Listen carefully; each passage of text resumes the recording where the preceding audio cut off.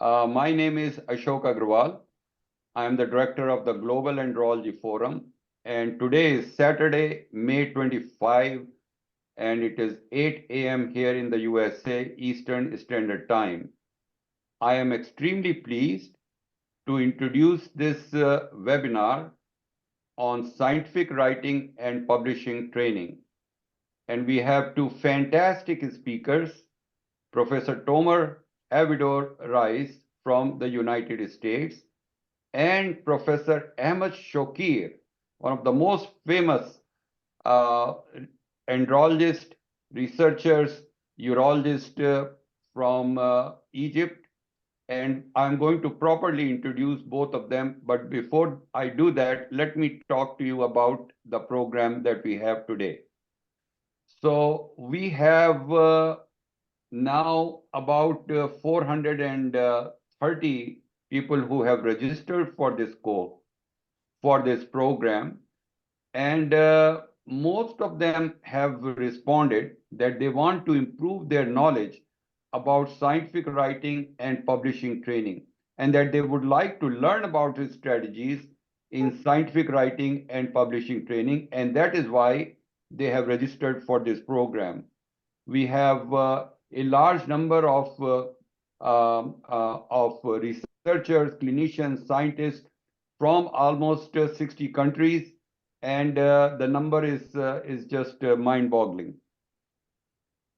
So today's agenda that we have is going to begin with, after my short introduction, with a presentation by Professor Tomer on effective practices for crafting impactful scientific articles, followed by a question and answer session. And I will encourage all of you to post your messages, your questions on the chat box, and those questions will be then answered by these speakers as they finish their talks.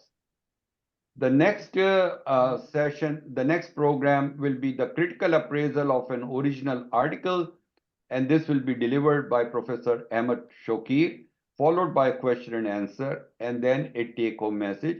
The program is very compact. It will be about 2 minutes time, and the presentations have been pre-recorded to avoid any technical problem, but our speakers are present physically, and they will be there to answer the questions as well as provide more details of what they will be speaking during their presentation. So we wanted to ask why it is necessary to have experience in scientific writing and publishing. What does it do to the audience who are mostly clinicians and scientists, and why should they really care about it? The most important point is it enhances your research impact. It provides effective communication of findings which can lead to greater recognition and citation of your work, improving your grant success. Many of you who are in academic field are always involved in the writing of grants, but to be successful, you have to be clear, persuasive, and scientific writing skills are really a bedrock of anyone who can have a chance at success in this highly competitive field. Facilitating career advancement, publications in reputable journals are essential for promotions in tenure and job opportunities. Professor Shokir is actually the editor-in-chief of a very important journal called Arab Journal of Urology, and he will give his personal and professional insight into how you can be successful. Fostering collaboration, well-documented research can attract collaboration with other scientists and institutions, and the Global Andrology Forum, of course, has that opportunity because we have over 800 researchers and clinicians who are working from almost 90 countries. Building reputation, regular publication establishes the scientist as an expert, like our two speakers today, enhancing their professional reputation and influence. So this is the program in a nutshell. Professor Tomer Rice is a Joanne L. Julius L. Jacobson Second, endowed professor in biomedical research at the University of Toledo. He was an assistant professor at Harvard Medical School, a very distinguished career, and a postdoctoral fellow at the University of California in San Diego, Howard Hughes Medical Institute. He earned his PhD from the Weizmann Institute of Science in Israel and received an MSc and BSc from Hebrew University, Jerusalem, Israel. He will be speaking, and I'm not going to go into the details of the learning objectives, which you will actually hear directly in his presentation. Next, I want to introduce our next distinguished speaker, Professor Ahmed Shokir, who is a professor of urology and nephrology. He's the editor-in-chief of the Arab Journal of Urology and director of Center for Excellence for Genome and Cancer Research. He's the former director of urology and nephrology, former chairman of the Department of Urology, and now he's really intensely involved in teaching and as in editorial duties in his journal. So he will be speaking on the critical appraisal of an original article. These are extremely valuable presentation. Now I just briefly want to introduce to you what is the GAF or Global Andrology Forum. This particular online forum was started about 3 years ago as an international online group collaborating for andrological research, and it has now about 764 members from 88 countries with academic and clinical interest in male reproductive and sexual health. These include andrologists, urologists, and so many others. Our mission is to conduct the highest quality of research, including systematic review, meta-analysis, etc. And we are really passionate about providing the training, the experience in so many fields like what we are learning today. All of these programs are completely free, not only to our members, but also to the non-members. Our vision is to create a global collaboration of clinicians and researchers to promote scientific excellence in the field of andrology. This is our current membership, and you can see the spread of our members from so many parts of the world, and we are very, very proud. Our membership is very easy to apply. This is a breakdown of those according to their specialty. As you can see, to become a member, you can simply go to the www.globalandrologyforum.com, and you can submit an online application. The application process is completely free. There is no fee required, and the acceptance is based on your qualification, interest, and experience in this field. We have about 40 to 50% of the members who apply are being accepted at this time, and we are always looking for very good members who would like to join us and benefit from all the things that we are providing.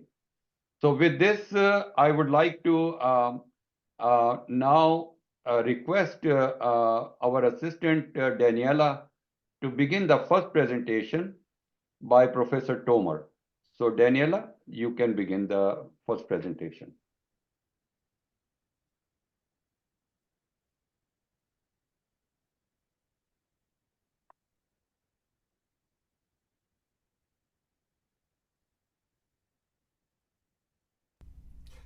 Hi and good morning.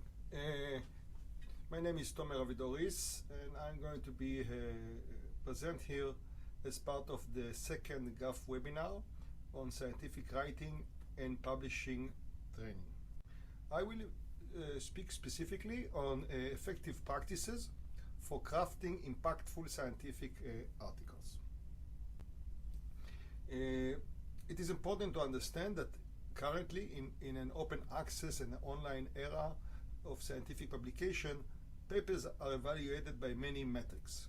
So we have the classical journal impact factor that actually measure the journal that you are publishing in, but today there are many more metrics that actually evaluate your own contribution, your own paper. So the paper will have its own citations. The paper was also evaluated by total view, downloads, social buzz, such as Twitter, blogs, and Facebook, and others. Here you could see an example, a paper that is evaluated through different type of metrics. You could see how many people view it, how many people cited it. You could see it also over time, and you could also see that this is kind of where it is ranked, this paper. In addition to these new ways of looking on papers, we also have a more complex audience. And papers are really looked by those days by both the expert, which is the traditional way of communication. Literature is writing papers for an expert, but also by generalists, by students, and sometimes even by patients that want to learn about the disease that they or somebody close to them have. So because of that, we need to write the paper in kind of a few different ways. First, it needs to be accurate, and you need to have details so that the expert, which usually review your paper, can be satisfied. It also needs to be written clearly so that the generalist or the student can understand it. And even more, there need to be element of simplicity or simplification to provide guidance for a patient. How you accomplish that? Well, you use different part of the paper to reach out to different audience. There are tools like graphical abstract, special introduction, and plain language summary that you can write and help the different audience. Another thing that is very important to avoid is jargon, which is very common in the literature. If you bring a concept that most people don't know, please explain it. Also, a point that I'm going to say again and again, you need to have clear take-home messages. Clear and simple that everybody can understand. And other elements are having a summary model, for example, a picture. Pictures are very helpful for audience, again, as long as they are simplified so people can understand them. Here you could see on the right side an example of how a journal explain the writer how to write a graphical abstract. Those days there are also graphical, not only graphical abstract, there are video abstract. And this field is moving ahead again in a way to make sure everybody can understand. So classically a paper have several elements. However, it's very important that those elements can be expressed in very different ways.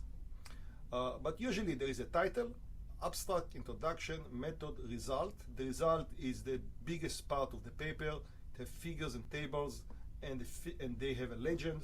And there is also supplementary information that is supportive, a secondary value that is going to be presented online. Then we have a discussion and a conclusion. Now, while these elements are mostly there, they are not always obvious. Here you could see an example of a single page paper, high impact paper in a journal Science. But those elements, you don't see them. They are not obvious, but most of them are here. You just need to recognize them as you read. So write your paper using those elements and then adapt it to the journal that you're actually submitting the paper. What I'm going to try to discuss today is to have some type of a plan, some type of a recipe, how to prepare a paper.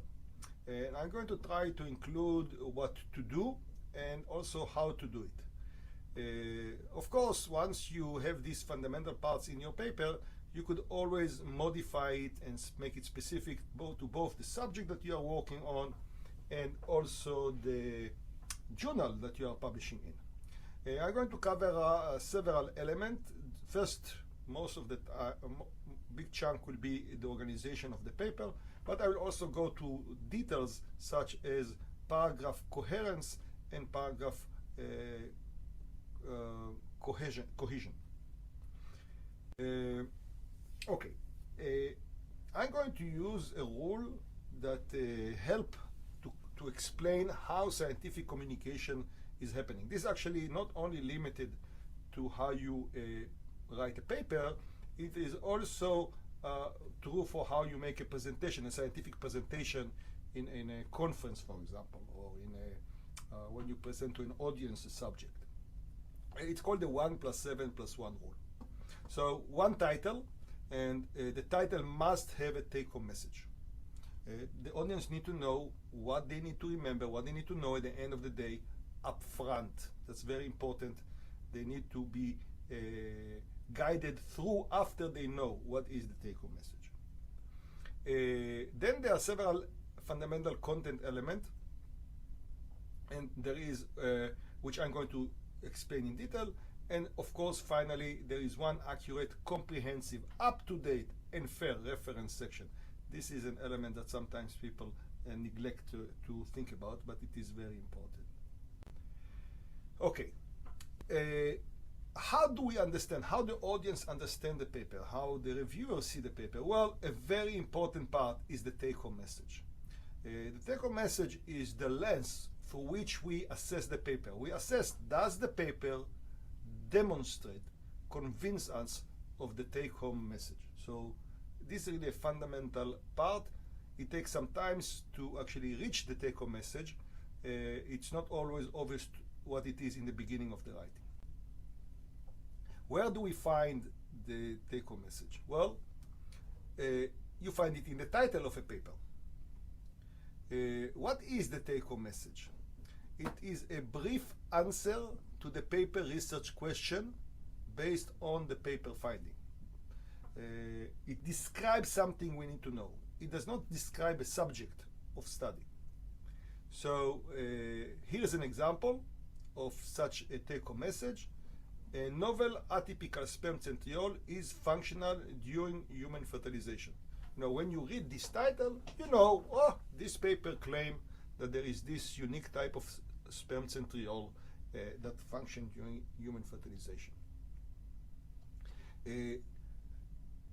For a review paper, unlike research papers, sometimes you could deviate from the take-home message and really think more of a subject title. For example, here is a subject, the role of the sperm centriole in human reproduction, the known and the unknown. You know it's going to speak about it, but you don't really know what is the take-home message. You actually need to read the paper. This is very different from a good research paper that really telling you, here is what I found. We found that there is this new type of centriole in human reproduction. So where do you find the take-home message? Well, you find it in the title, like I just described to you. You find it in the abstract. You could see here in the abstract, we basically say the same thing, a little bit different language. Altogether, we show that the DC is compositionally and structurally remodeled into the anatypical centriole, which function as a zygote second centriole. Again, it's not exactly the same, but we are in the abstract here introduce some new concept that allow us to elaborate and say basically the same thing, but a little bit more detailed language. You could find it in the end of the introduction. This finding discover a novel atypical centriole, blah, blah, blah. You could see also that in the results section, we have take-home messages. However, they are a little bit different because they are divided to the different subtitles of the paper. So for here, you could see an example of a take-home message subtitle. The DC, the distal centriole, contain a subset of centriolar protein. This is a take-home message, unlike something that you should avoid doing, which is basically putting a title that is the centriolar protein location. Yeah, that's an example of a title that is a subject. It's just saying the subject and or the centriolar protein composition. It does not tell us really what is the composition, unlike the take-home message that tell us very clearly, well, the distal centriole contain only a subset of centriolar proteins. So you know that not all the centriolar proteins are there.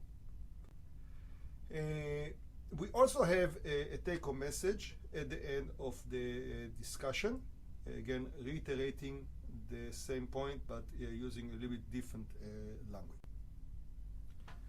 The 7 elements start with what we know or what is known for the literature, what is not known in the literature, what is the hypothesis of the paper for this unknown, the approach, the result, the conclusion, and the future direction. So what exactly are those elements? So the known describe what we know on the subject of the paper before the research started. So it is not including what we learn in the paper, it's only include what was known up to the time that we have starting this research or writing the paper. It need contain the minimum essential information so people can understand the subject, can understand your paper. The unknown describe the gap of knowledge. You know, what we do not know. We're just describing you here what we know, and what we do not know is described here. Of course, if there is something we don't know, which is related to the core subject of the paper, the next step is the hypothesis. The hypothesis is what we think is the answer for this unknown. Yeah. Of course, an hypothesis must have some reasoning, which is some type of past finding, either in the literature or maybe that the scientist made, that allow him to propose this hypothesis. The approach, which is the main part of the paper, describe the paper critical experiment, experimental method used in the paper. Again, depending on how you use this section, it can be just very minimal or very long.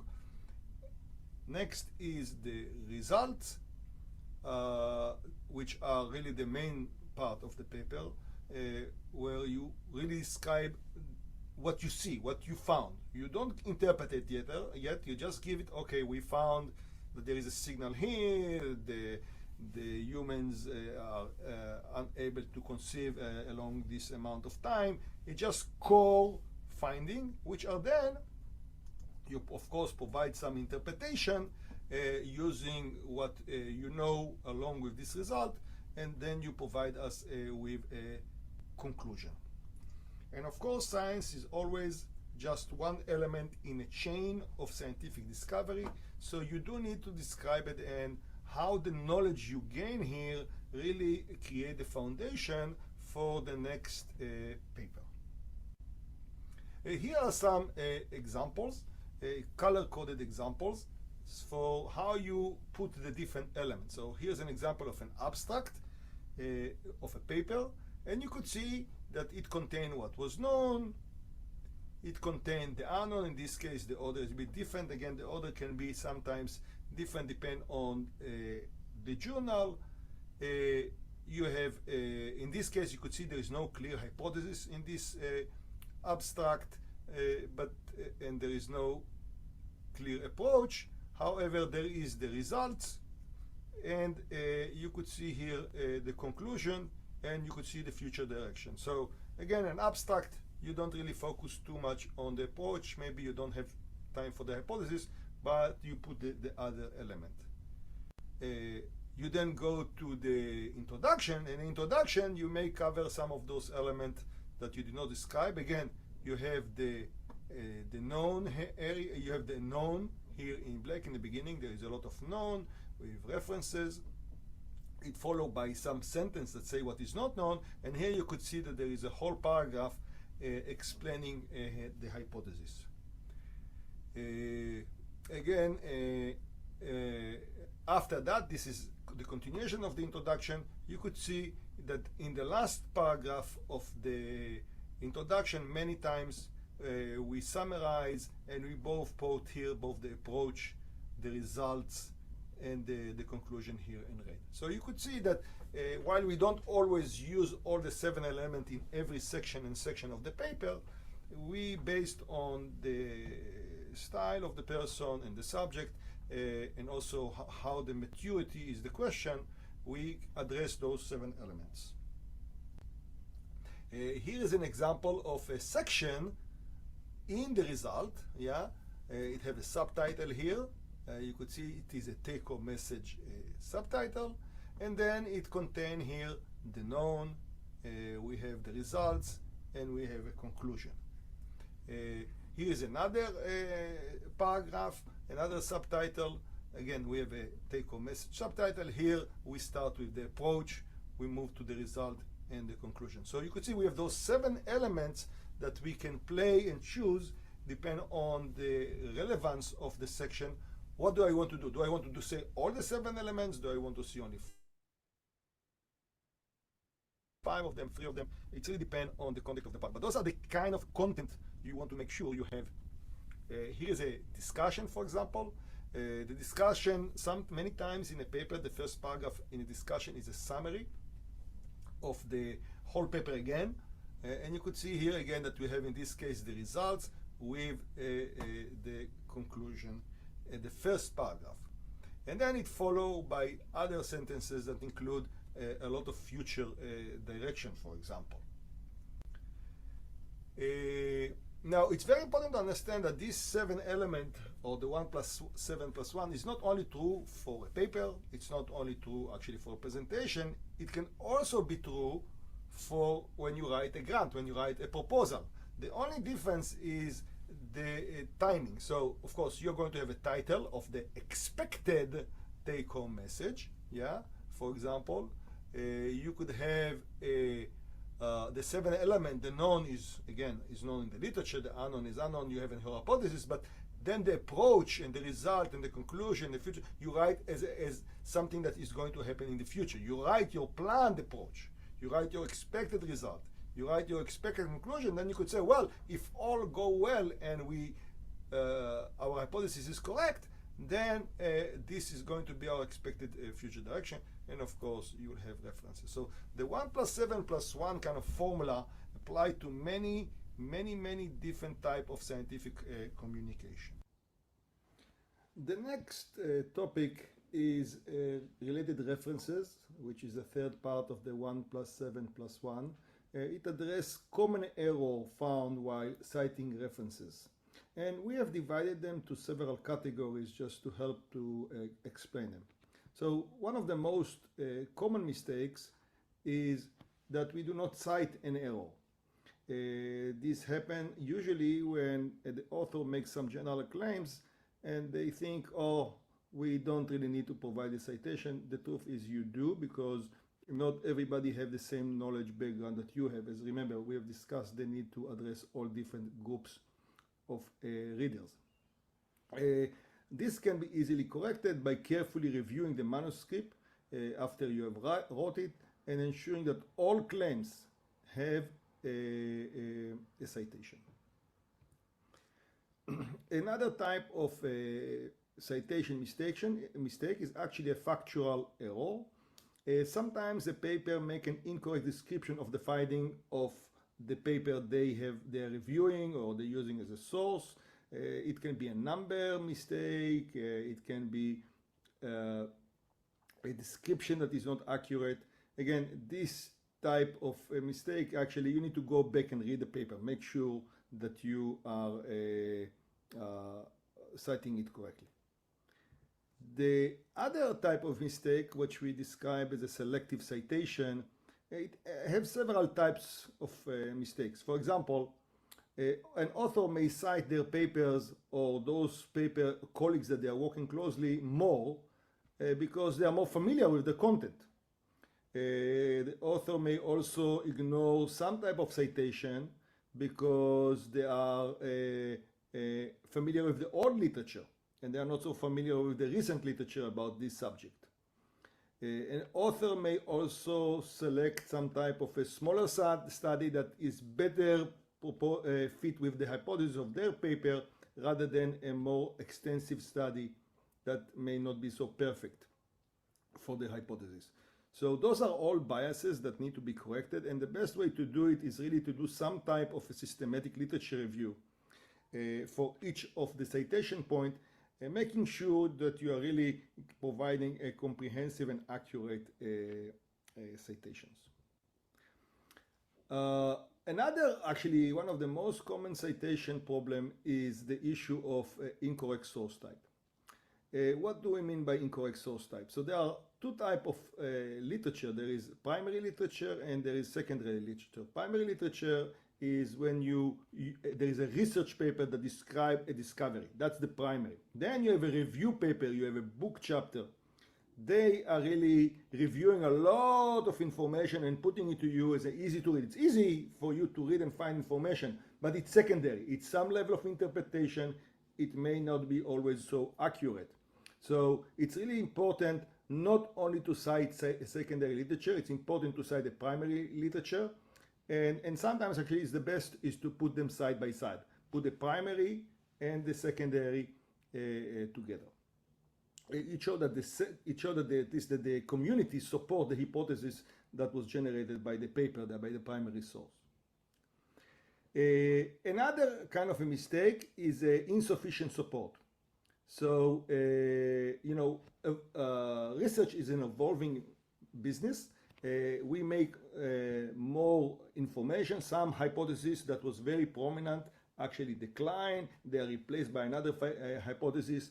So it is very important to, when you have an old reference that maybe is still correct and you want to use it, also supported with additional paper from more recently that's still saying, this idea from 100 years ago, it's still correct, and here are recent paper that also citing. Of course, it's important to you cite the original paper. The last type of mistakes that I'm going to describe here is what we call incorrect technical details. This is when you just do a mistake of putting wrong name of author, journal name, date, page number. The best way to deal with it is really using different organizers. There are automatic organizers, what's called reference management software like EndNote, RefWalk, etc., and just employ them. It will make your life much easier and will eliminate this type of error. If you want more information about those citation error, you could see here the reference where we have taken this summary from. In this section, I'm going to describe both the paper introduction as well as how the different paragraphs in the introduction, mainly in the introduction, but also in general, are being constructed so to create clarity. So the introduction, as I mentioned before, contain the element of what we know, what we don't know, the hypothesis, and also the summary of our findings. So there are these three parts. Usually, a good way to start an introduction is to write the first paragraph as the introduction to the introduction. It contains usually general claims, and it is supported usually by review articles, or if it's a very recent information, it also can collect a research paper or group of research paper that have not yet been reviewed. The main body of the introduction is made of many paragraphs that usually have specific claims. Those claims are related to what you have in the paper. So they introduce some knowledge that the people need to know, and also leading to the hypothesis that you also need to put in the introduction. This is usually supported by research paper, mostly by research paper, primary literature.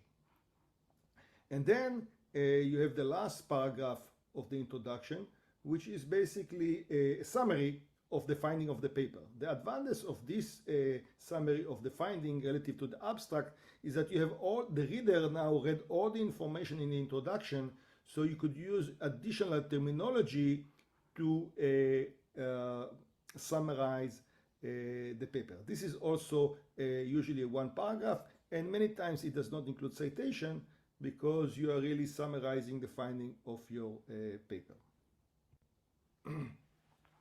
So the introduction of a paper, like the rest of the paper, include paragraph. And it's really very important to understand the role of a paragraph.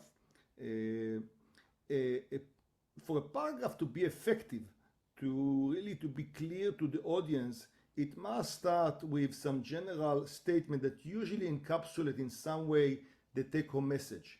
This take-home message of the paragraph may also be included in the paragraph subtitle.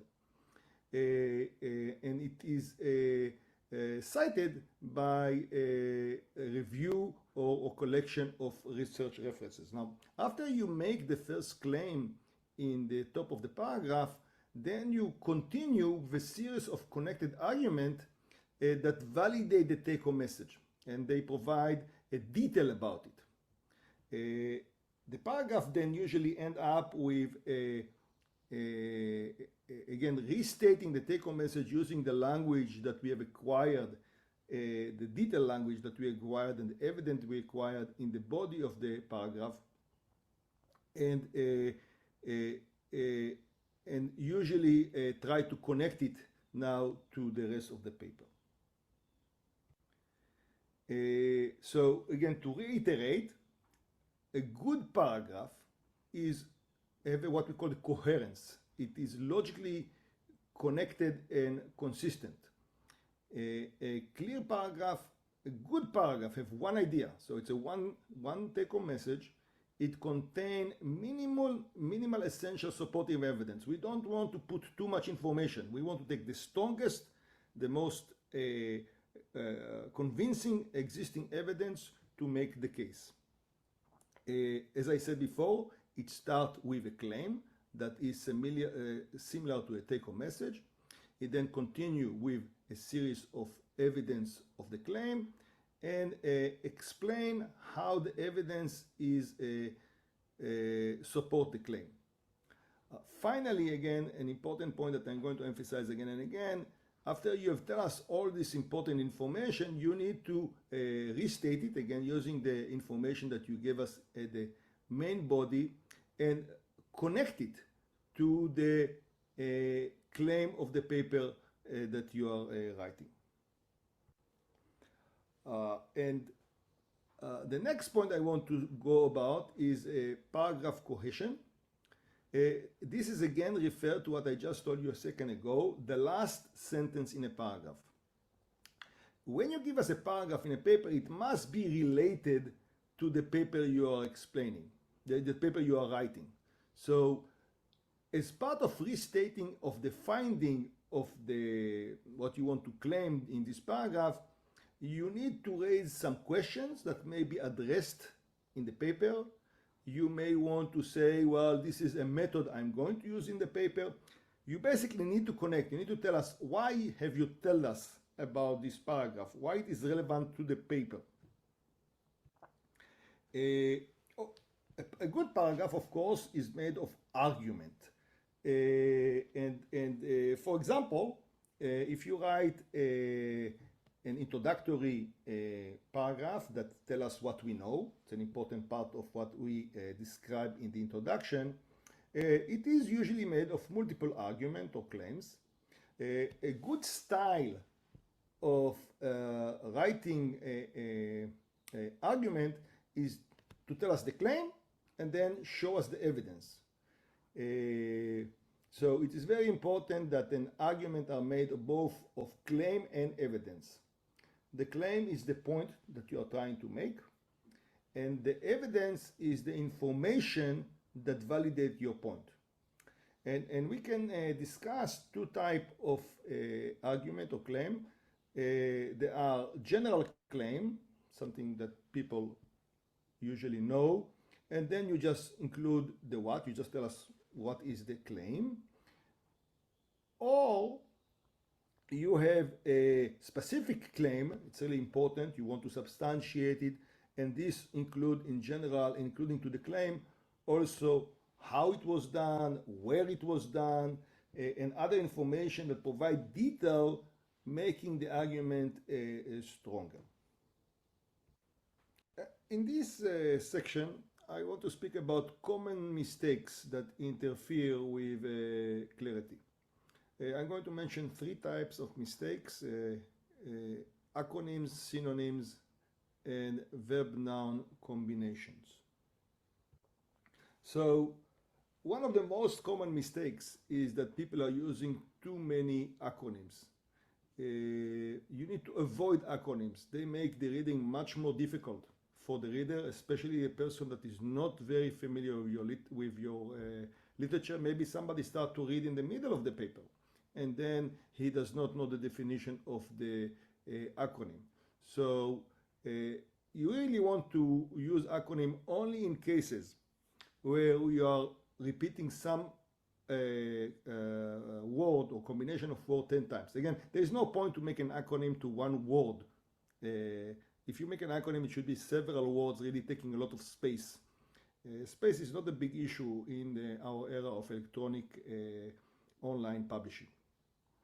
This is actually, you could see here a paper that speak about this issue and the problem that it's causing. So avoid acronym. I know people like to use acronym. It makes the writing easy. Writing acronym, and then at the end, before you're about to submit the paper, change all the acronym to a full words. Another thing for clarity is to avoid synonyms. So most students that learn to write English are being recommended that they want to make the story attractive, and they should use as much as possible with different synonyms, capturing the imagination of the reader. This is good for literature. It is not good for scientific writing. And here's just an example of how you could create a confusion. So if a paper writes about a species, about a fly called Drosophila melanogaster, so it's okay to shorten it to D. melanogaster and then keeping using D. melanogaster throughout the paper. But don't start somewhere in the middle of the paper to refer to it as an insect, as a fly, as a pest, because it will not be clear for all audience, especially people that are not able to follow carefully your argument, what are you speaking about? So stick to D. melanogaster, even if you need to say it 20 or 30 times. Do not start to deviate from that. It's a little bit boring, but it's clear. Another approach to make sure that you have clarity and people can understand you is the use of the same verb-noun combination throughout the paper. What do I mean the same verb-noun combination? Here's an example for you. So for example, if you write on centriole biology, you'll be discussing three similar processes. They are not identical, they are similar. They are all biogenesis. So centriole formation, centrosome assembly, and cilium nucleation. So the best way is to keep the centriole formation always the same, the centrosome assembly is the same. Do not start to speak somewhere later about centriole assembly, because you reserve the word assembly to centrosome. So centriole is forming, even though it's very similar, those are synonyms, yeah? We just keep them in the same uses. Formation is only for centriole, assembly is only for centrosome, nucleation is only for cilia. By doing that, you make the life of the reader much more easier. He understands you clearly. He does not second guess what is the meaning, especially in a complex sentence that may involve all those three processes in the same time. In this section, I'm going to cover figure preparation. I'm going to cover three elements: the figure title, its essential elements, and the figure legend. So let's start with the figure title. Again, like I've mentioned to you before, like titles of the paper, like subtitles in the result, also the title of a figure need to carry the take-home message. For example, here you could see a figure that the title is "The remodeled distal centriole is functional in vitro." So it's very clear to you when you read the title what is this figure is going to try to demonstrate. What you do not want, you don't want a title that carries the subject. For example, you do not want that this figure 5 will be the function of the remodeled distal centriole in vitro, because even though you know the subject, you don't know what is this figure trying to tell you. So This is a much preferred title. It carries the message. It creates much more clarity. Okay, what are the elements a figure should have? So it's very important to understand that it is really a visual representation of a finding. And it really serves to, again, to support, to demonstrate to the reader whatever conclusion you made really have a basis, that they look on the picture and they are convinced and maybe also better understanding what you are saying. It's also important to understand that figures those days are made of many panels. You could see here that there is an A panel, B panel, C panel, and even the C's really have sub-panels inside, like here in this case, 1, 2, 3, 4, 5, 6 sub-panels in the C panel. So we are speaking today on a very complex, a single figure is very complex. So there is a need to understand the figure. And a good way to do it, for example, is to start with some drawing. So you put some drawing, like here in the A, which is really basically summarizing the sperm cells that they are looking on right now in this figure. It helps to define things, it helps people to understand the fluorescence microscopy, which is much more difficult to the non-expert. So that helps as a tool to help the non-expert how to look on the figure. It also say, you know what, here in the neck of the sperm, you need to focus on those structures, this proximal centriole and distal centriole, and draw them. And then you go to the figures. And you could see that figure C and G are really very similar construction, looking on different aspects, but a very similar construction. You start with what we call the landscape. You have a picture of the sperm, okay? It's a landscape. And then you zoom in, and then you zoom in on the element that you want. You give single color, and then you put the combination. So this allows the reader to look from high resolution, from low resolution to high resolution to high resolution to get the point. And once you understand one figure, because the one panel, since the other panel are constructed in the same way, it's very easy for the reader to follow. Also very important is that you don't just put the figures randomly, you organize it in the same orientation. You could see here that in all those pictures, the sperm head is on top. The proximal centriole is always on the right side. And all the zoom in panels are constructed in a very similar way. This creates clarity. It helps to see the differences between the different panels.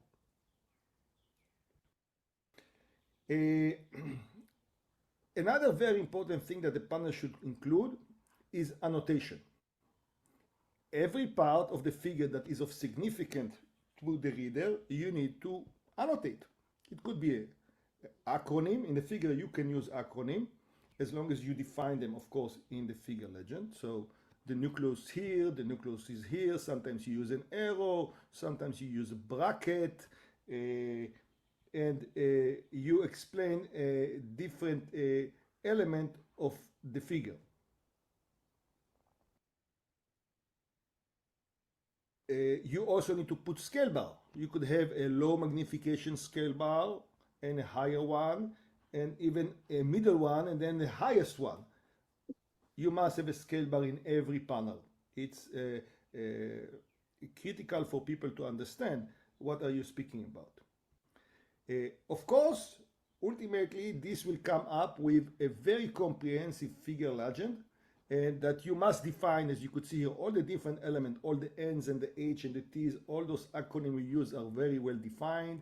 We use colors, we define the colors. We really do a comprehensive work to make sure that the reader can read it. Of course, there is a take-home message on the top, so he can understand how this is all come together to make the claim. Okay, by now we have summarized, we have finished to go over the element of this presentation, and I just want again to reiterate that this presentation focus on reader clarity, which is a supremely, really very important issue in writing scientific paper, of course, in addition to writing accurate science. So we have discussed several elements. First, you need to be aware we are living in an evolving world where scientific communication is changing, and you have a large audience that include different type of people, from the expert to potentially a student or patient. A very important concept in writing paper is the repeating and crystallizing and developing the paper main message. And this need to be described again and again using different type of language as you move along the text, both in the title, abstract, introduction, result, and discussion. Another thing that we have discussed is how you communicated a unit of information.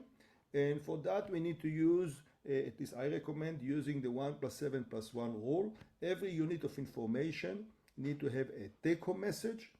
It need to have the several element of the known, the unknown, hypothesis, approach, result, conclusion, and future direction, and of course, all the references. A paragraph is made, a paper is made of paragraphs. And a good paragraph, again, to be clear, especially when you're speaking about the introduction, the paragraph need to start with a claim. And this claim need to be then supported by evidence for the claim, usually cited, and if it's the main of the body, it's some figures, and then finish by connecting the claim to the paper you make here. So you need to kind of summarize it and connect it to the story. For clarity, avoid using acronym. Avoid using synonym, and make sure to use the same word, the same verb-noun combination. And finally, a very important part of a paper is a figure. It's not an afterthought. A figure are really a key element of the paper. They need to be very detailed. They need to be worked out very carefully. They need to be well annotated. Scale bar need to be there. They need to have a very comprehensive figure legend. Here are just few more resources for you guys to read. I know different people have different style of learning and understanding. So here you could see a variety of YouTube video that I found useful. And so thank you all. And this is the end of the talk. There will be a Q&A section, question answer section in a few minutes. Thank you very much, Professor Tomer. This was really an excellent presentation. I really learned a lot from this. It's eye-opening the way that you had explained the information in such a systematic way, which most of us who are involved in the scientific writing, even at this stage, are not so familiar. So I want to thank you personally for providing the secrets of your success and for sharing these secrets to everyone who is listening. And I would like to encourage you to provide answers to some of the questions that we have seen, but also provide details from your personal perspective of the things that you have discussed in your presentation.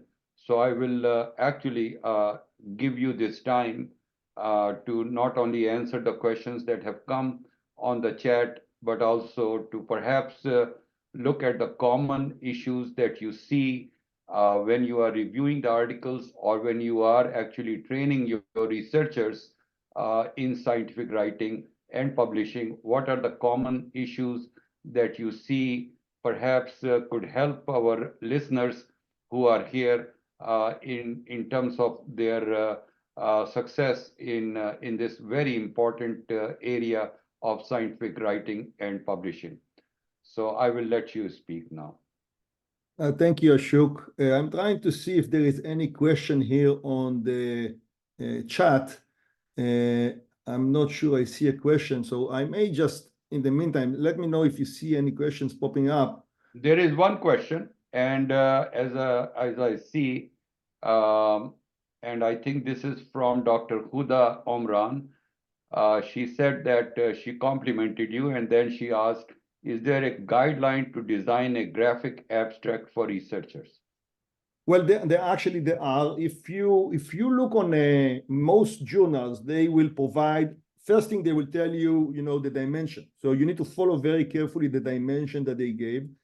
Now, what do you put inside? Again, you need to know what is the take-home message, and then you need to kind of draw it. A drawing of the take-home message will be a very good way to do a design. Sometimes some people, depend on the graphic abstract, how much space they provide you, you may include also major findings. Yeah, but this is a very journal specific. I recommend that you always look on the specific journal and their instruction, as they are a little bit different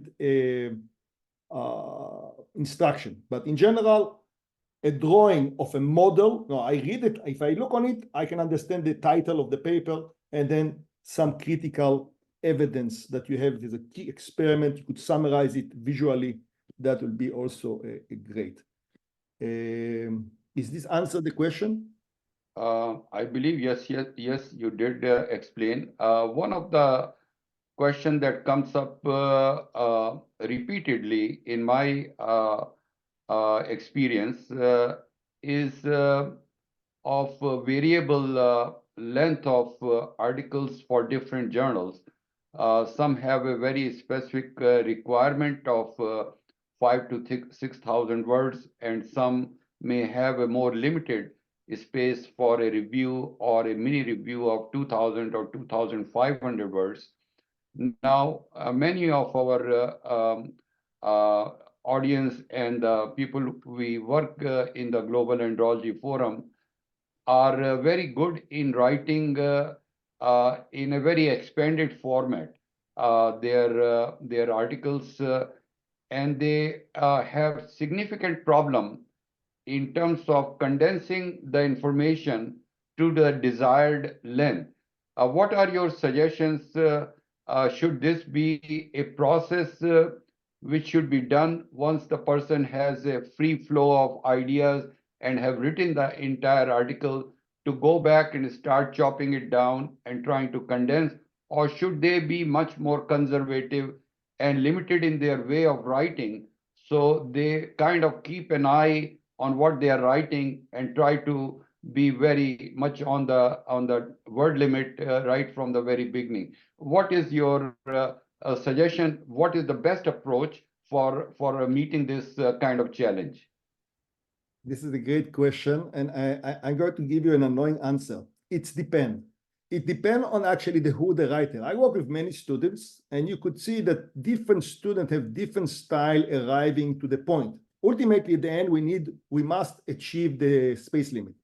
Some people prefer to write a very detailed. They are detail-oriented people. They like to put everything, and that's okay. You put everything, and then you start to prioritize. You go through a process of prioritization, which may take several times. Yeah, you identify the strongest point, the most relevant point, those with the most evidence, and you choose them. Other people actually are very efficient in picking up the key point from the beginning.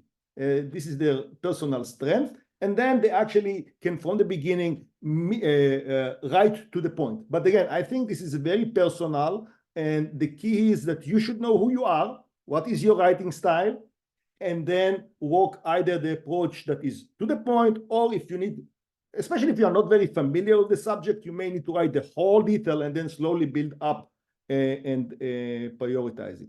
The key is, at the end of the day, find the strongest evidence. You need to kind of evaluate what evidence are strongest, which one have more support, and not be afraid to cut. That's you need to learn to cut. Cutting, it's very important. Even in a research paper, you do so much research, yeah? You do so much work, but many of it at the end may not serve the take-home message of the paper. So you need to be brave and eliminate. Even if the take-home message is only because of 2 months of work, and then you spend 2 years of work doing other stuff, if they are not critical for the paper, be brave. Take it out. Maybe it's another paper, but focus. That's the reason I'm emphasizing the take-home message all the time, because I think it's a lens for the writer to be careful to only write relevant things. Thank you very much. I think this is an excellent point. I think it is, as you explained, depend on the person, and it is not something that can be dictated on everyone to follow the same style. But whatever is your style, you have to either you are very conservative, very specific in your writing, or you want to write a lot.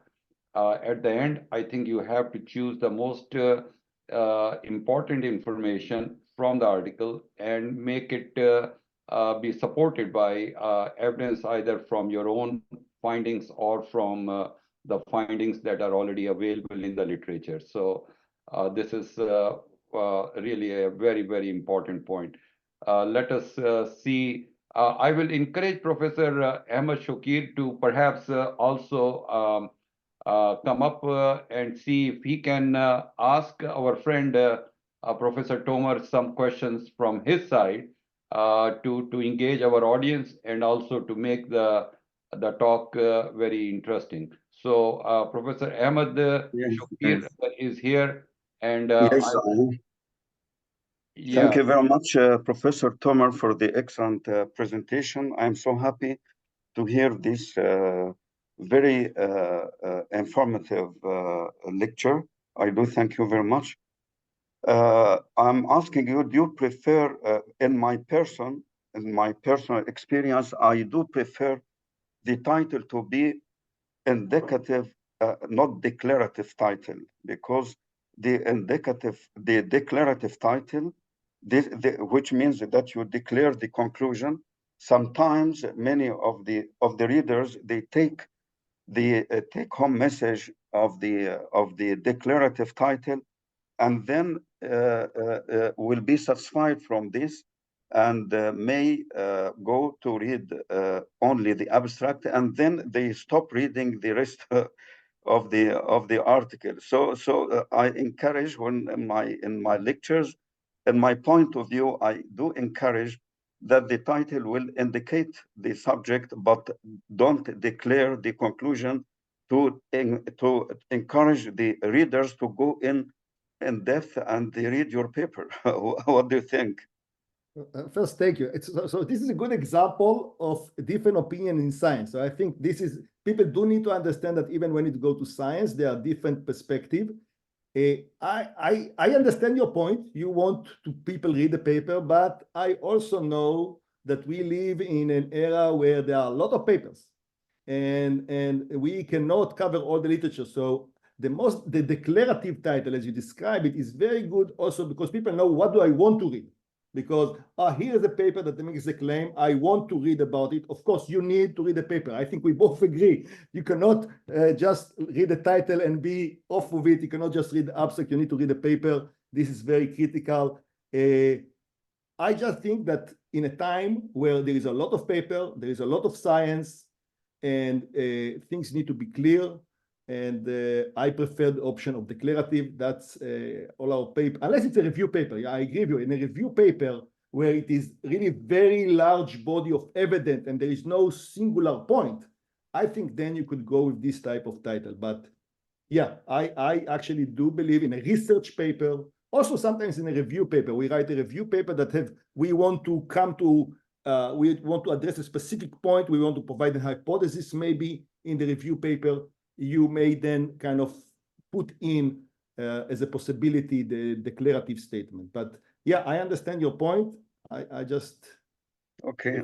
the declarative. Another issue, I always advise the students, my students, that to put the study design in the title if it is of high hierarchy. For example, if it is of meta-analysis, if it is systematic review, if it is a randomized controlled trial, and advise him not to put the study design if it is of low hierarchy, like case series studies, like for example, case control study or retrospective studies, because this is a defect or shortcoming of the article that should not be shown in the title. What's your opinion on this?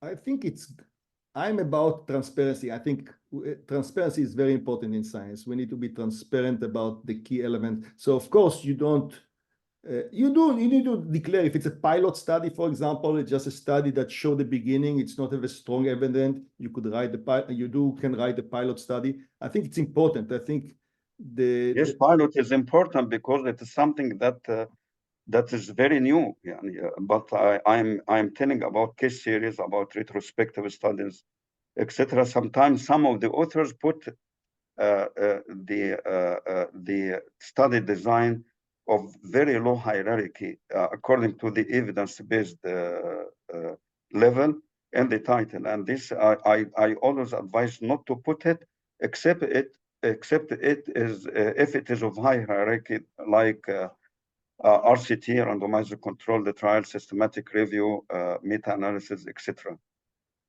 Yeah, I understand your point because it may discourage people looking on the paper, but I don't know.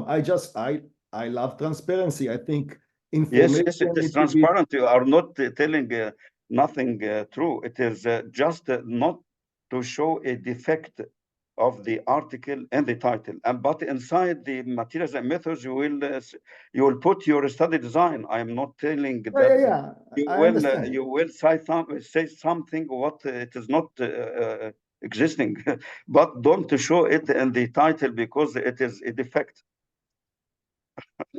Okay. Well, I think it's a personal preference here. I think I see the point that Professor Shokir is making is because of highly competitive nature of research and publication, people have biases in their mind and they may automatically consider certain types of study as of low quality, even if the study in itself has very important, useful information. But just because it's either a case study or a retrospective study, it is being considered to be of very poor quality. So I think I agree with his that when you are trying to publish, you want to provide the most important information and not to shoot yourself because what he's saying that the actual information is being provided into the methods or wherever it is. So it is not hidden, but you don't want to put it on your face and say, listen, I am a terrorist, so please shoot me. Yes, So, yes. this is really the point is you have to look at the ways which will allow you to be successful. There is no point in trying to be untruthful or to lie about certain things. Yes, sure, Uh, sure. that should never be the intent. But we have some other questions here, I think, from two audience. One is from Dr. Ekom at Tukudu, who's a GAF member, who wrote, which part of the paper should the writer identify the gap? Is it in the introduction or in the discussion? So the way I explain it, it should be an introduction. The introduction really need to cover three main points because it lead to the paper, to the finding of the paper. So you write what you know, and then you write the gap of knowledge, what we don't know. After you describe, sometimes it's multiple points. Maybe you have a paragraph about one subject. You say, oh, about this, we don't know that. And another paragraph, then you say, we don't know. But this needs to be introduction, and hopefully the end of the introduction have like the summary of your finding, and then you could say, okay, here is how we addressed it. And also sometimes you have a very clear hypothesis when you begin with, you could also put it. So in the introduction is a place to put the gap. In the discussion is after reading all the paper. Now they read all the paper, they read the result, they are really more forward. Now, okay, we got all of that, how we integrate information, how we are looking forward for more results. So the gap exists before the paper was, the result was presented. So it should be in the introduction. Excellent. There is another from Dr. Shadid Ashur, and he compliments you and then say, is there any plan for a beginner to train himself and how and the optimal recipe? I don't know. That's depending on Ashok. Ashok is managing what we are doing here. So if Ashok wants us to do something more detailed, we can work on something like that. Thank you very much. I have, personal questions from you, Tomer. Tomer, you have been the topmost scientist, a researcher of excellence in your university, but in the state of Ohio and in the United States and perhaps in the world. How do you credit your success in the field of science in terms of your publications, which are in the topmost journals in the world, which we all have seen? Is this the process of writing began when you joined your PhD degree or master's? When did you actually begin learning about writing, and what was the process like that you had to overcome? Did you always succeed in the first time that you wrote and you were able to publish, or did you have to go through a long process of learning curve before you became so successful that we all really look after you? So my personal path was starting in undergrad. As an undergrad, I immediately joined a research group and started to read. And then I was lucky that my mentor, my faculty at the time, involved me in the writing of the paper. So I contributed to the writing. And then, of course, your master and your PhD and your postdoc. Now, it is a learning thing. It's you are not become an expert in writing in one day. There's a learning curve here. I personally actually had a personal difficulty. I'm dyslexic, so I have hard time in actually in writing, both in my native language and for sure in English. But by practice, by working hard, and also today I want to say something because there is a lot of controversy about the AI. So I don't want you to use AI to write your paper, but the AI can edit your writing. Especially if you're a person like me, have a dyslexia, you cannot spell correctly, you have problems. AI as an editing tool is an outstanding tool that can overcome a lot of your difficulty. The other tool that I use is that every paper we write in the lab, almost every student see. They read it and they edit, read it. So we go through many reiteration, and we ask as many as possible to look on the paper, because then they identify gaps. You are so, after sometimes you write the paper so much, you forget what is important, what is not. Everything become like a mixture. So having a fresh eye looking on your paper, an undergrad student, a PhD student, maybe a colleague, a professor, giving you different point of view is another technique to make sure that before you send the paper, it is look good. So those are the approach I use up to today, and it's a learning curve. And use your friends and colleagues and tools available to help you in the writing. These are excellent secrets that we learned today from the world famous scientists and researchers in male reproductive field, Professor Tomer. Tomer is telling that you don't have to be born as an Einstein, that you can actually learn as you go. You have to have a good mentor. You have to have good people around you who can encourage you, who can help you, who can motivate you. The second thing that he said is to have your paper read by many people, so you can actually see the point of view. It is more like a friendly peer review process.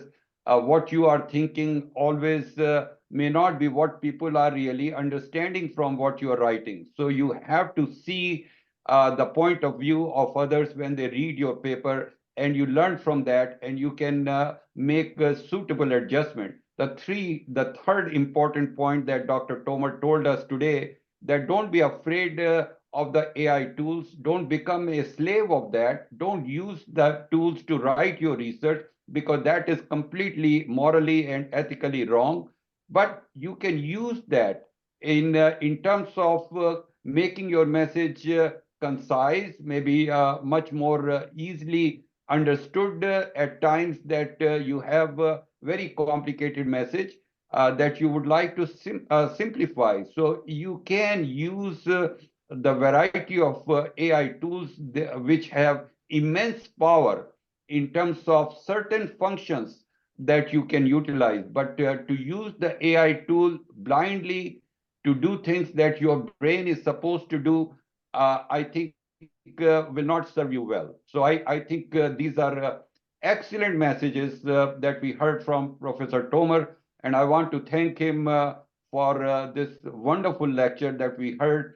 And now I would like to have Daniela begin the second presentation from Professor Ahmed Shokir.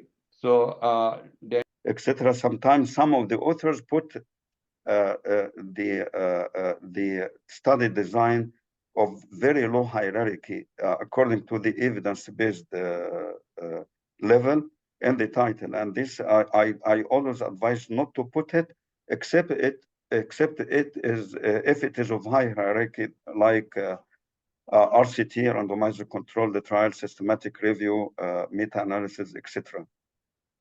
Yeah, I understand your point because it may discourage people looking on the paper, but I don't know.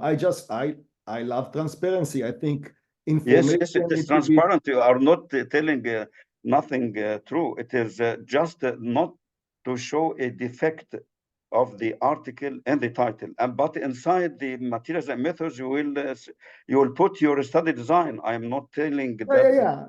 I understand. you will say something what it is not existing, but don't show it in the title because it is a defect.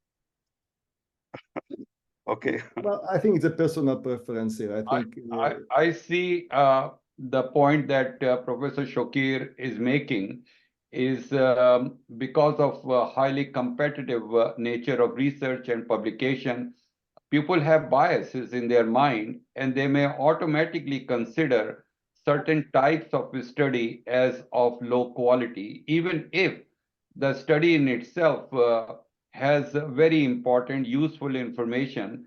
But just because it's either a case study or a retrospective study, it is being considered to be of very poor quality. So I think I agree with his that when you are trying to publish, you want to provide the most important information and not to shoot yourself because what he's saying that the actual information is being provided into the methods or wherever it is. So it is not hidden, but you don't want to put it on your face and say, listen, I am a terrorist, so please shoot me. Yes, yes.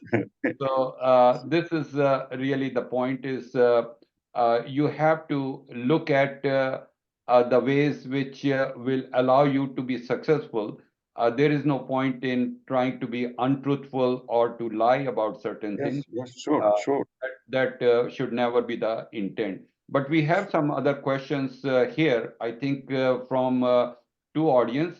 One is from Dr. Ikom Etukudu, who's a GAF member, who wrote, which part of the paper should the writer identify the gap? Is it in the introduction or in the discussion?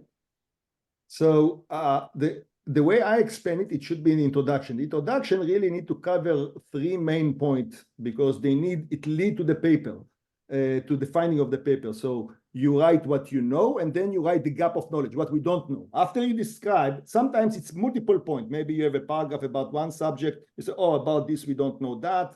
And another paragraph, then you say, we don't know. But this needs to be an introduction, and hopefully the end of the introduction have like the summary of your finding, and then you could say, okay, here is how we addressed it. And also sometimes you have a very clear hypothesis when you begin with, you could also put it. So in the introduction is a place to put the gap. In the discussion is after reading all the paper. Now they read all the paper, they read the result, they are really, it's more forward. Now, okay, we got all of that, how integrate the information, how we are looking forward for more results. So the gap exists before the paper the result was presented. So it should be in the introduction.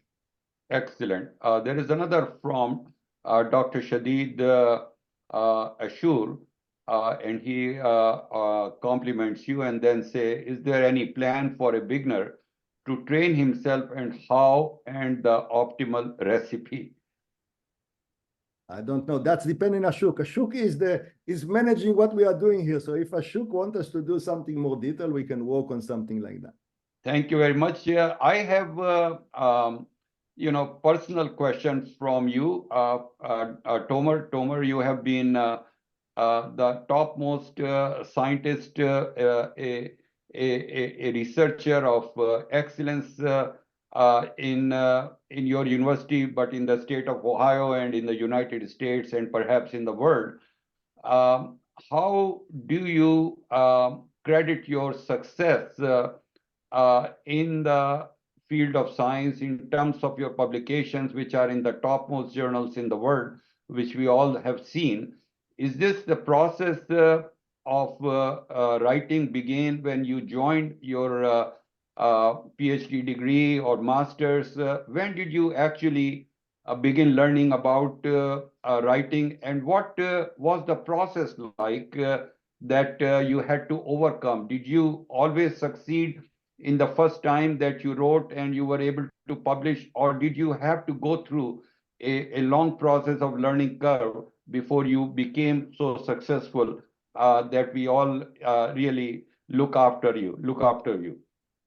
So my personal path was starting in undergrad. As an undergrad, I immediately joined a research group and started to read. And then I was lucky that my mentor, my faculty at the time, involved me in the writing of the paper. So I contributed to the writing. And then, of course, your master and your PhD and your postdoc. Now, it is a learning thing. It's you are not become an expert in writing in one day. There's a learning curve here. I personally actually had a personal difficulty. I'm dyslexic, so I have hard time in actually in writing, both in my native language and for sure in English. But by practice, by working hard, and also today I want to say something because there is a lot of controversy about the AI. So I don't want you to use AI to write your paper, but the AI can edit your writing. Especially if you're a person like me, have a dyslexia, you cannot spell correctly, you have problems. AI as an editing tool is an outstanding tool that can overcome a lot of your difficulty. The other tool that I use is that every paper we write in the lab, almost every student see. They read it and they edit, read it. So we go through many reiteration, and we ask as many as as possible to look on the paper, because then they identify gaps. You are so, after sometimes you write the paper so much, you forget what is important, what is not. Everything become like a mixture. So having a fresh eye looking on your paper, an undergrad student, a PhD student, maybe a colleague, a professor, giving you a different point of view is another technique to make sure that before you send the paper, it is look good. So those are the approach I use up to today, and it's a learning curve. And use your friends and colleagues and tools available to help you in the writing.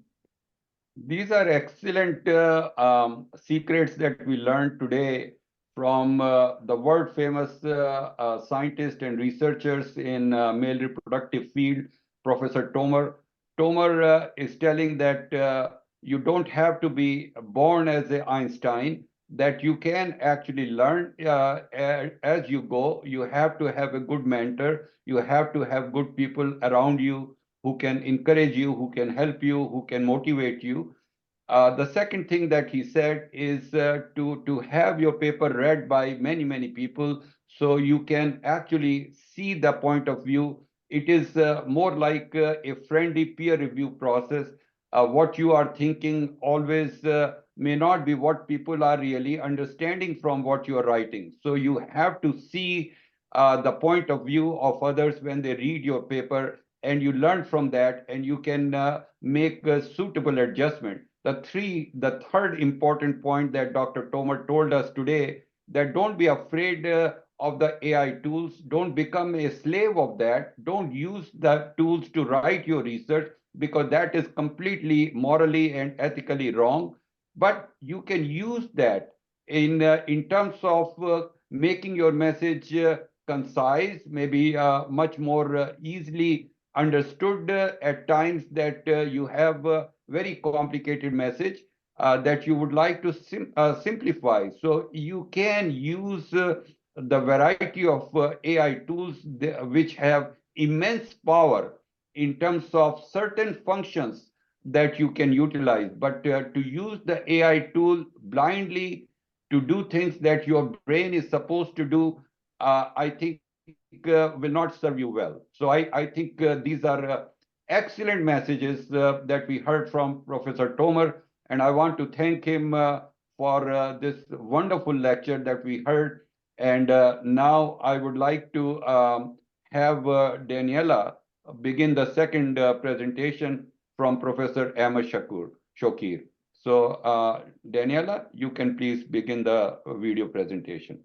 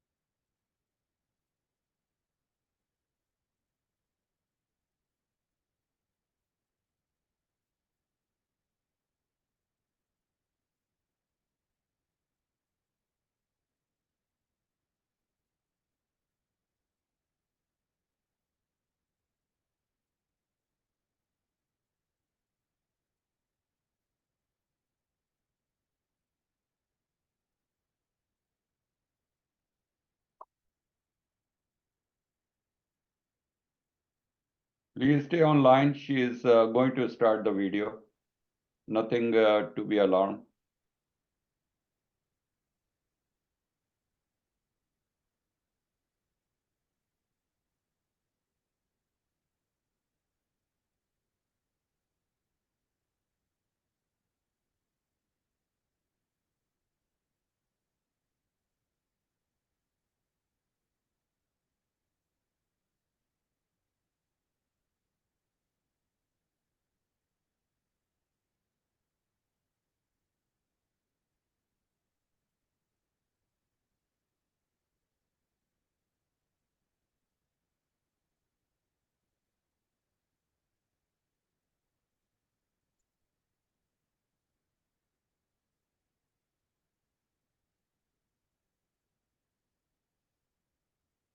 Daniela, you also have his video separate as a separate file.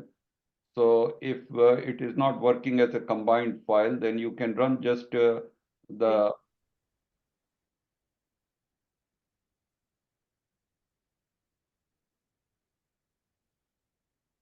while we are waiting for the video to begin, I will ask Professor Ahmed Shokir to basically speak and give a little introduction while we are trying to start the video. Professor Shokir. Yes. In this presentation, I focused on three main topics. The first is the fundamentals of an original article. I mean by the fundamentals that I have to check for the subject. I have to check for the study design. I have to check for the level of evidence of this study design. I have to check for the type of the journal in which this article was published. Also, I have to check who are the authors of this paper. Usually senior authors or authors with high H index and high number of citations, well-known authors usually write a good paper. Also, a paper published in a journal of high impact factor usually is a good paper, but a paper published in non-indexed journal not necessarily to be a bad paper. It could be good. Shokir, Yes. we will begin the video. It is working now. Okay. Thank you very much. Sorry to interrupt you. No problem.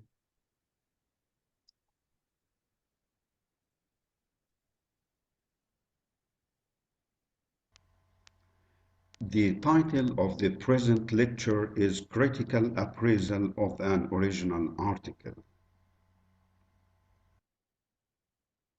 I am Professor Ahmed Shoukair, Professor of Urology at Urology and Nephrology Center, Mansoura University, Egypt, and the Editor-in-Chief of the Arab Journal of Urology.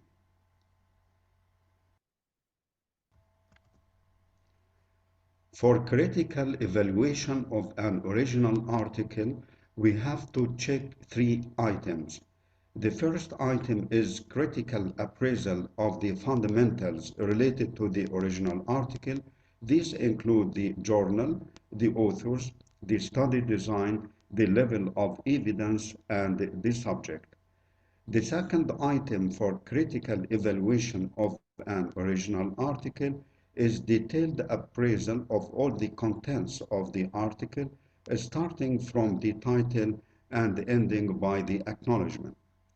The third essential item for critical appraisal of an original article is evaluation of the style and mechanics of writing.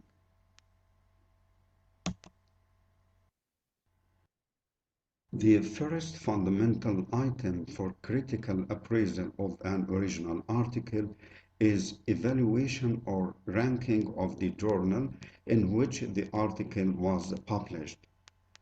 Under this item, we are going to discuss the importance of ranking, the sites of ranking, the parameters of ranking, and finally, the hierarchy of indexing of medical journals. International journals of high impact factor usually publish good articles. On the other hand, the quality of the articles published in non-indexed journals is usually but not necessarily not good. The journal will give you a first impression regarding the quality of the article.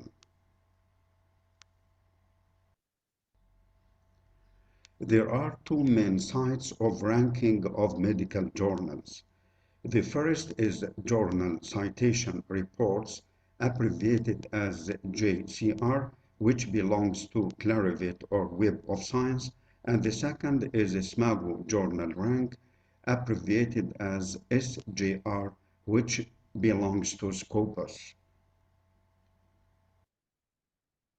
The parameters of ranking of medical journals include impact factor, which belongs to Web of Science or Clarivate, site score, which belongs to Scopus, and quartile ranking. This slide includes the hierarchy of indexing of a medical journal. The first step is to obtain an international standard serial number abbreviated as ISSN. The next step is to secure a website in the internet, followed by indexing in Google Scholar, then Science Direct, then Scopus, then PubMed Central, then PubMed, then Medline, and finally the Web of Science or Clarivate. The following basic fundamental for critical appraisal of an original article is to have a look at the authors of that article. Senior authors with high H-index usually but not necessarily write good articles. If you want to do random check for the authors, you can check for the first and last authors. The parameters of ranking of an author includes 2 items. The first is the number of citations of that author, and the second is the H-index. The number of citations are calculated for all articles, articles with single author, articles with single or first author, articles with single or first or last author. The term H-index is named after William Hirsch, who is a scientist of physics. The H-index is defined as the highest number of papers of a researcher that have been cited H or more times. For example, if I'm saying that a researcher X has an H-index of 20, it means that that researcher has at least 20 articles, each of which has been cited 20 times or more. The following basic fundamental for critical appraisal of an original article is to evaluate the study design. There are two basic types of study design in medical research. The first is observational studies, and the second is interventional or experimental studies. In observational studies, subjects are observed with no intervention, while in the interventional or experimental studies, intervention is done and the effect of intervention is observed. There is a third unclassified type, which is meta-analysis, and this type will not be included in this lecture. There are four types of observational studies. These include case series, case control, cross-sectional, and cohort studies.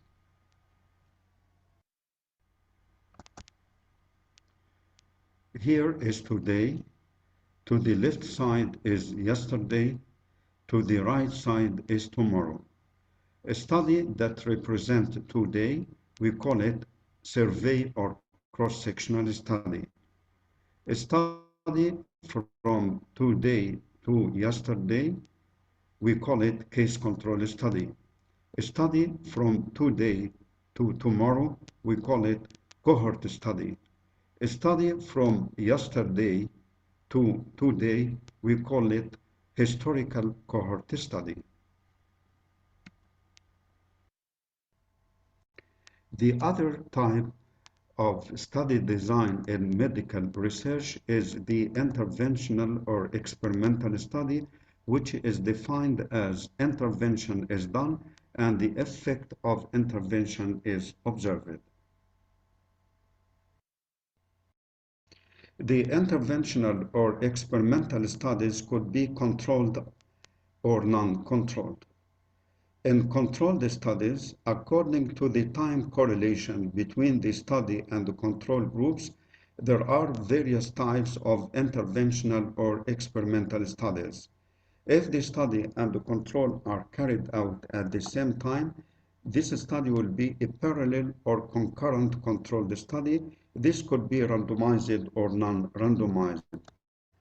On the other hand, if the study and the control are sequential or following each other in a short time, then the study could be a study with self-control or crossover study.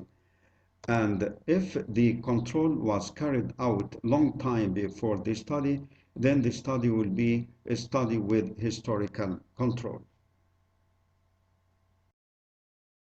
The following basic fundamental for critical appraisal of an original article is evaluation of the level of evidence. The level of evidence means grading of articles from the highest to the lowest according to the probability of freedom from errors. There are 5 levels, with level 1 as the highest and level 5 as the lowest. The strength of information retrieved from the article depends upon its level of evidence. There are 4 grades of information: A, B, C, and D, with grade A as the strongest and grade D as the weakest. The following is the Oxford system for evidence levels. Level 1 has 2 sub-levels. 1A includes meta-analysis of high-quality randomized controlled trials, and level 1B, which includes individual high-quality randomized controlled trials. High-quality randomized controlled trial is defined as a trial in which the follow-up is complete in more than 80% of cases. Level 2 has two sub-levels. 2A includes meta-analysis of cohort studies, and 2B includes individual cohort or lesser quality RCT. Lesser quality RCT is defined as a trial in which the follow-up is completed in less than 80% with no blinding and/or improper randomization. Level 3 has two sub-levels. 3A includes meta-analysis of case control studies, and 2B includes individual case control study, that's to say, a retrospective control study. Level 4 includes case series or retrospective non-controlled studies, and finally, level 5 includes expert opinion, studies based on physiology, or studies based on bench surgery or in vitro studies. The following slides will show the practical application of the Oxford System for Evidence-Based Medicine. Grade A information is based on level 1 evidence and should be interpreted as highly recommended. Grade B information is consistent with level 2 or 3 evidence and should be interpreted as recommended. Grade C information is consistent with level 4 studies and should be interpreted as recommended with reservation. Finally, grade D information is evidence inconsistent or inconclusive and must be interpreted as not recommended. For more detailed information about the topic of evidence-based medicine, please see my lecture in this regard. The following basic fundamental for critical appraisal of an original article is evaluation of the subject. For critical appraisal of a subject, you have to check the novelty, the importance, the utility, and the consistency. To check for novelty, you have to ask the following questions. Is the subject new? Does it add to the literature?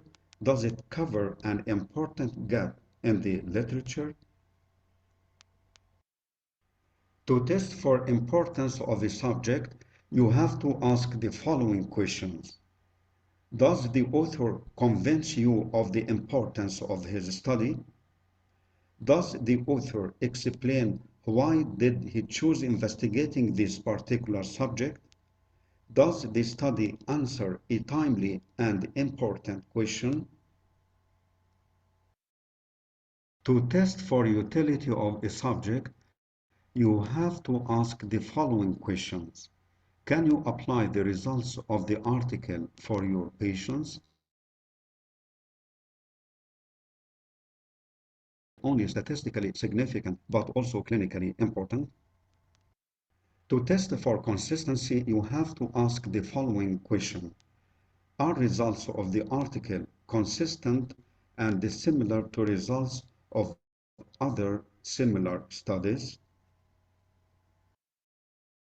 After finalizing all the basic fundamentals related to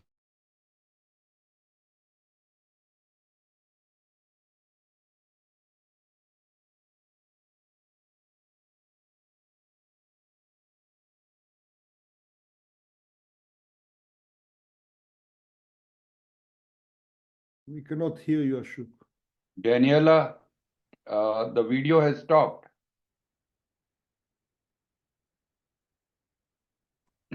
Yes, I'm fixing it.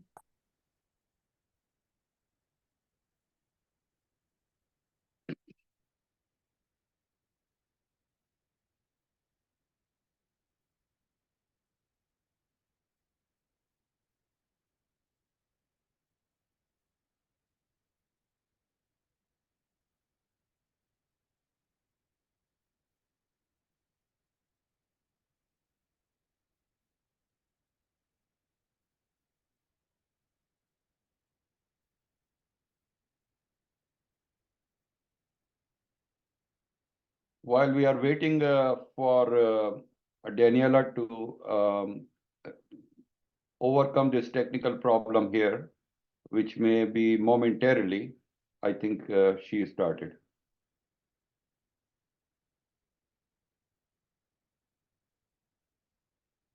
Article, the next step in the critical appraisal of the original article is detailed evaluation of all the contents of the text, starting from the title and ending by the acknowledgement. For more detailed information regarding this part of the lecture, please see my lecture entitled How to Write an Original Article.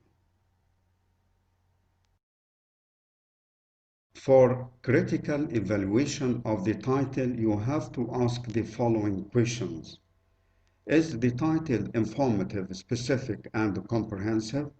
Does it convey the maximum information and the minimum of words? In case of randomized controlled trial or meta-analysis, does the title contain the study design? Is it indicative or declarative? In case of original articles, the indicative title rather than the declarative one is preferred. The next item of the text of original article is the abstract. The abstract is the first to appear and the last to be written, therefore it will be checked at the end of this lecture. The next item in the text of the original article is the introduction. For evaluation of the section of introduction, you have to check for the presence of the four fundamental parts of the section of introduction, which include a short review of the current literature, limitations of previous studies, aim of the study, and the scope of the study.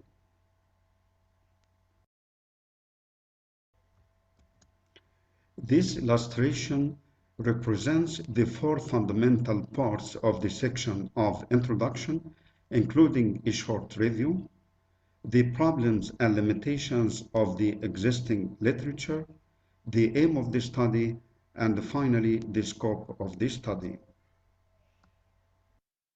For critical appraisal of the section of introduction, you have to ask the following questions. Is the subject matter of the study new? Is the importance of the study adequately emphasized? Did the authors explain the limitations of previous studies and show the gap in the literature? Did the authors explain how their study will overcome some of the limitations of previous studies? Are the objectives clear? And finally, is previous work on the subject adequately cited?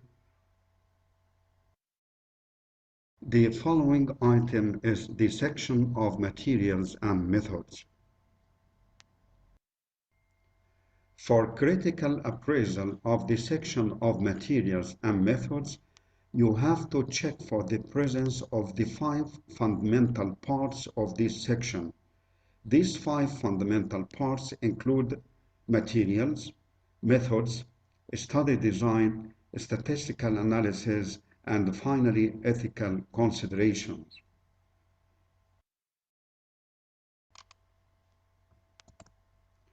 This illustration represents the five fundamental parts of the section of materials and methods, including materials, methods, study design, statistical analysis, and finally ethical considerations. For critical appraisal of the part of materials, you have to check for the presence of the following items: the study population and demographics, the locality and duration of the study, the inclusion and exclusion criteria, and finally the presence of animal model in case of animal studies. For evaluation of the part of methods, you have to ask the following questions. Are the methods described well enough to reproduce the experiment? Are all methods used useful to achieve the objectives? Are the tools, time interval, and duration of follow-up included? Are the endpoints and outcomes of the study mentioned? For the study design, you have to check that the authors described their study design clearly. And in case of randomized controlled trials, you have to check the presence of the following items: the type of control, the type of randomization, the basis of calculation of sample size, and finally the presence of consort flow chart. For evaluation of the part of statistical analysis, you have to check the integrity of presentation of continuous variables, whether normally or non-normally distributed. Also, you have to check the integrity of presentation of ordinal and nominal variables. In case of bivariable analysis, you have to check that the authors used the proper test for each type of comparison. Please check the presence of multivariable analysis in case that multiple variables are significant by bivariable analysis. Please also check the integrity of the tests used for multivariable analysis. You have to match the types of statistical tests written in the section of materials and methods with the tests actually used in the section of results. For more information regarding the way of choosing the different statistical tests for the different types of data, please see my lectures in this regard. For evaluation of the ethical considerations, please check for the presence of the following items: consent in case of human study, approval by the local ethical committee, registration in one of the international sites such as clinicaltrial.gov in case of randomized controlled trials, and funding.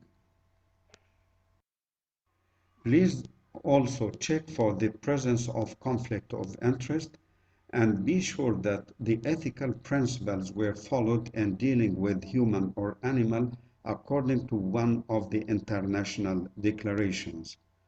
All this previous information must be stated in the manuscript in case of human or animal studies. The following item is the section of results. For critical appraisal of the section of results, you have to check for the presence of the two fundamental parts of this section, including presentation of the results and correlation of data.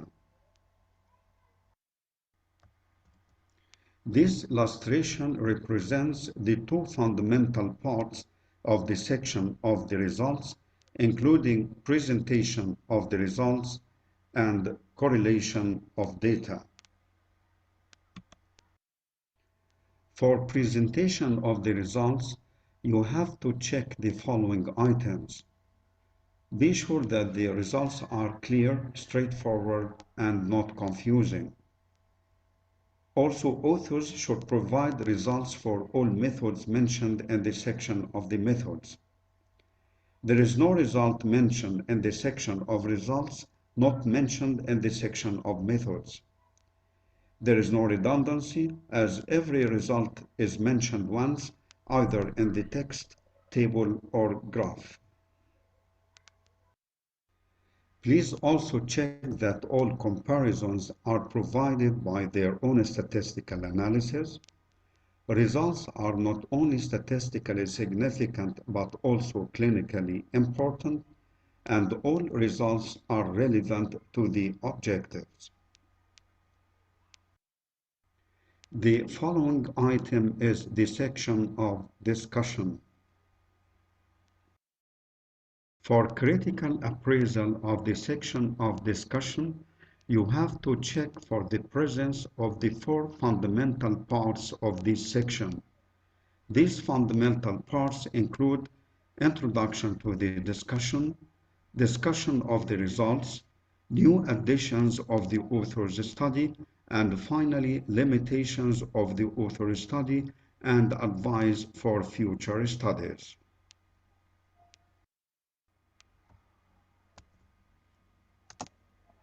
This illustration represents the four fundamental parts of the section of discussion. The first is introduction to the discussion. The second is discussion of the results. The third is new additions in your study. And the fourth is limitations of your study. For critical appraisal of the section of discussion, you have to ask the following questions. Do the authors comment adequately on all the results? Are results discussed in a respective, logical, and clear manner? Is there redundancy in discussing the various ideas? Have the authors explained why and how their study differs from others already published? Is there opinion bias? Do the authors discuss the potential problems and limitations with their study? And finally, do the authors provide recommendations and advice for future studies? The following item is the summary and conclusions. For evaluation of the summary and conclusion, you have to ask the following questions. Are conclusions supported by the results? Do the authors write information in the conclusion based on previous studies and not included in their present study? The following item is the section of references.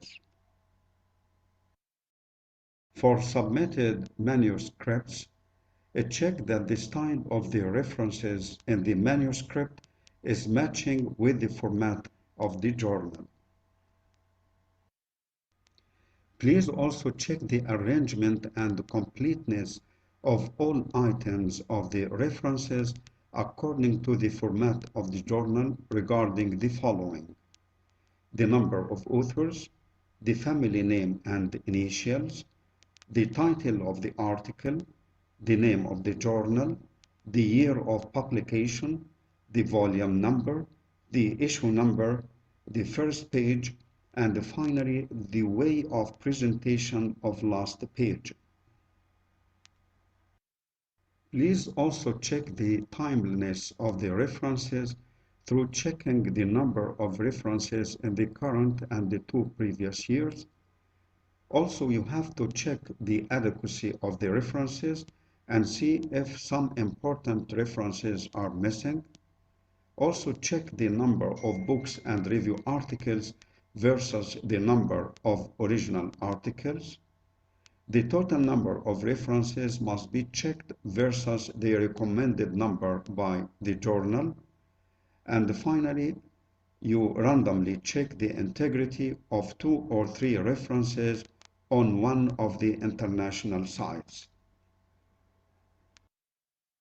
The next item is the tables. Check the arrangement of the table. There should be no repetition of the headings or words. Also check the redundancy of the information. There should be no repetition of the information mentioned in the text and details. Also check splitting of data, as all possible relevant data must be collected all together in one table. Checking the statistics is one of the most important items for critical appraisal of a table. Please check the presence of a statistical analysis in tables comparing groups. Do random check of the calculations in 2 or 3 variables. Check the integrity or presentation of continuous variables to be mean plus minus standard deviation in normally distributed and the median and range in non-normally distributed variables. Check the types of statistical tests used to be sure that the correct test is used for each comparison. Be sure that the abbreviations are explained at the bottom of the table. Also, be sure of the suitability of the legend to the content of the table. Moreover, be sure that the correct number of the table appears in the correct place in the text. In the case of submitted manuscripts, be sure of the location of the table.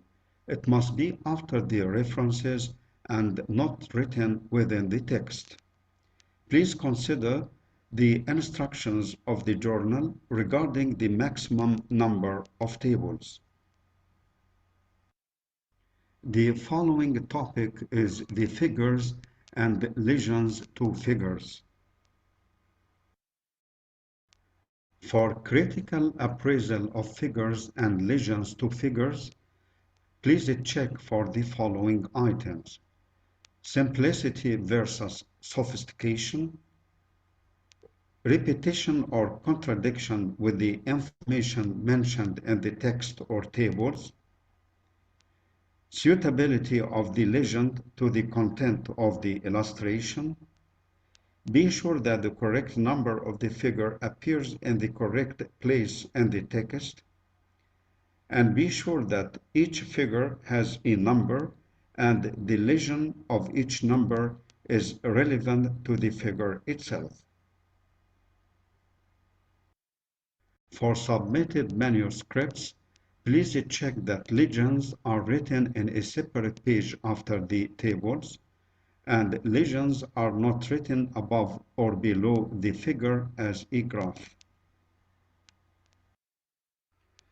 The last item in the critical appraisal of the contents of the original article is the section of acknowledgement. Be sure that the authors explain the reason of acknowledgement for each acknowledged person and check for the absence of hypocrisy.